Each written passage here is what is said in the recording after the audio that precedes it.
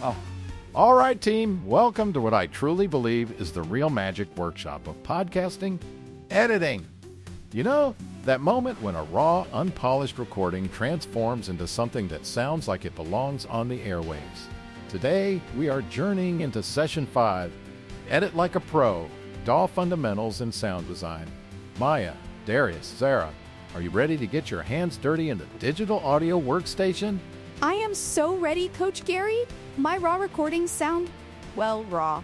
Like, really raw. I can't wait to learn how to make them sound polished and professional. I've been playing around with the DAW interface a bit, but sometimes I feel like I'm just poking around in the dark. There's so much to it. I'm hoping to get a clearer picture today. Me too, Darius. Especially with all the different meters, clips, and tools, it's a lot to take in. My biggest challenge is just knowing where everything is and what it does effectively. That's exactly why we start here. Our first objective is to navigate that DAW interface confidently. Think of your DAW, whether it's Audacity, Adobe Audition, Reaper, Logic, or whatever you're using, as your pilot's cockpit. You need to know your timeline, your audio clips, your various tools, and critically, your meters. Our Worksheet 1, the DAW Orientation Guide, is designed to be your co-pilot. As we go through the masterclass today, fill it in. It'll be your personal cheat sheet. We will be using Audacity in our studio sessions. Oh, that's brilliant.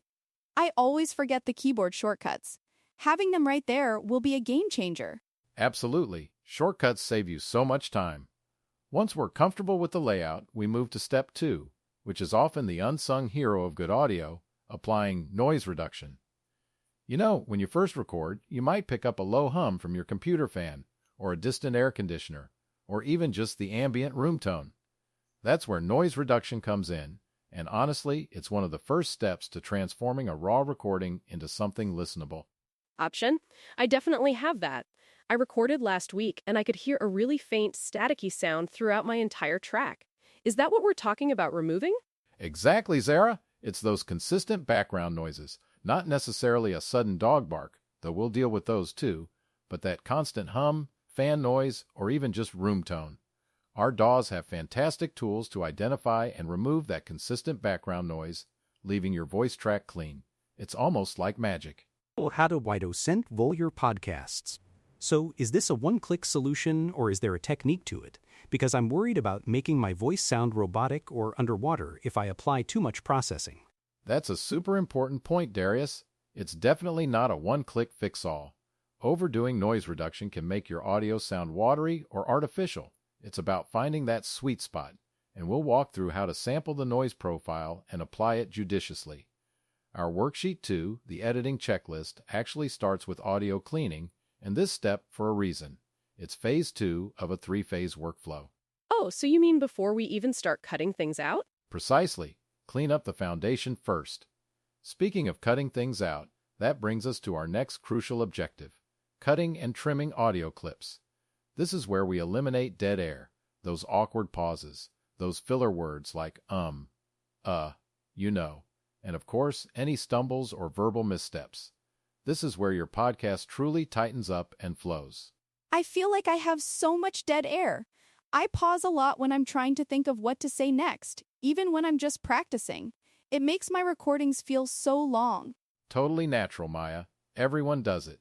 The beauty of editing is that you get to curate the perfect conversation. But here's a pro tip that's built into Worksheet 2. Don't just start cutting. First, go through your entire raw recording and use the problem timestamps log to mark every single issue. Note down 123 before Memigon. Long pause 115. Filler words 101 stumble. Map out every problem before you make a single cut. Why do you think that might be helpful? I guess it prevents you from getting lost in the weeds? Like you have a master plan before you start operating on the audio? Spot on, Zara. It saves you from getting sidetracked, ensures you don't miss anything, and keeps your editing workflow efficient. You're not just reacting, you're executing a plan.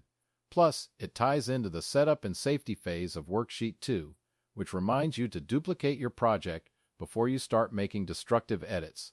Always work on a copy. That's so smart. I've definitely made cuts and then wished I hadn't. This will save me so much headache. Next up, once your voice track is clean and tight, is where we add some emotional resonance. Music! Our goal is to add and balance royalty-free music beds at the correct relative volume. This means the music should be present, but never overpowering the voice. We're aiming for that sweet spot, 0.12 to 15 dB below the voice track. Oh, that's specific. So not just quiet, but an actual numerical target? Exactly, Zara. These numbers aren't arbitrary. They're based on listener comfort and broadcast standards. You want the music to be an atmospheric layer, not a competition. And this is where Worksheet 3, our sound design planner, becomes invaluable. Before you even open your browser to search for music, you define what your show's music must and must not feel like. What's the mood? What's the energy? How does it align with your Session 2 brand identity? Sisses.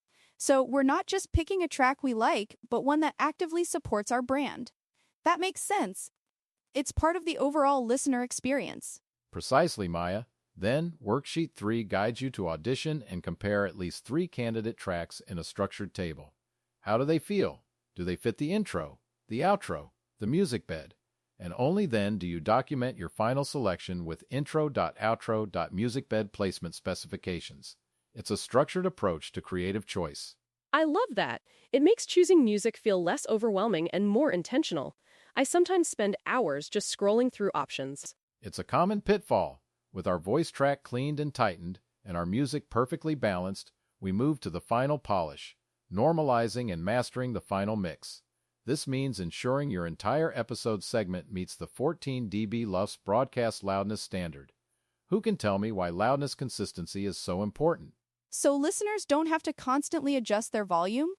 Like, if one podcast episode is super quiet and the next one blasts their ears? Nailed it, Maya. It's all about listener experience. Nobody wants to be fumbling with the volume dial. 0.14 dB LUFS is the industry standard for most podcast platforms, ensuring your show sounds consistent with others. It's about perceived loudness, not just peak volume. Normalization helps bring everything to a consistent level without squashing the dynamics. Audio. Is this a step where we can easily mess things up if we don't understand the tools? It can be, Darius, if you just slam a limiter on it without understanding LUFS. But modern DAWs make it incredibly intuitive. We'll show you how to use integrated loudness meters and apply the mastering effects correctly to hit that target. It's the final sonic fingerprint of your professional podcast. So once all that's done, we're ready to share it with the world?